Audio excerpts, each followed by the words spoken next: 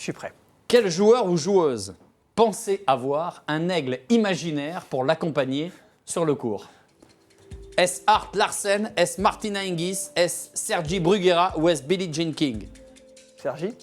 Sergi Bruguera avait un aigle imaginaire, mais pas du tout. Il s'agit de...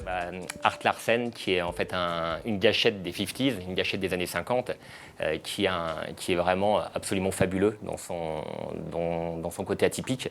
Donc on connaît Art Larsen, par exemple, était quelqu'un qui n'était pas du tout porté sur l'entraînement.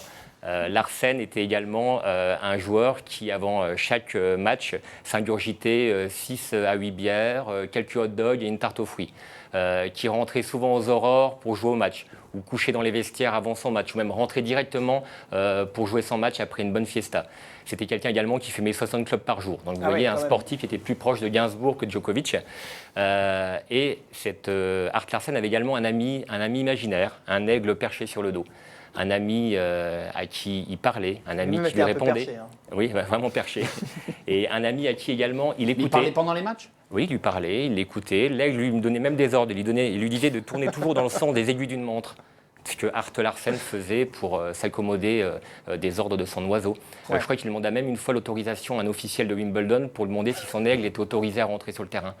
Donc c'était bien barré. Et le plus barré, ce fut à l'US Open 1950. Art Larsen, au 3e tour, donc, refuse tout net de pénétrer sur le terrain. Donc les officiels se demandent pourquoi. Puisque sur le stade, il y avait 4 aigles géants en pierre.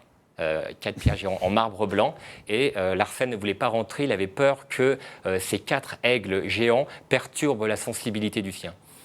Donc oui, en effet. Et donc les officiels, complètement angoissés à l'idée que le farfelu déclare forfait, acceptèrent de mettre une grande bâche sur chacun des 4 aigles. Larsen joua, remporta son match. Et le plus fou, c'est qu'il remporta également cette US Open 1950, car même s'il était barré, c'était également l'un des plus grands joueurs de son époque.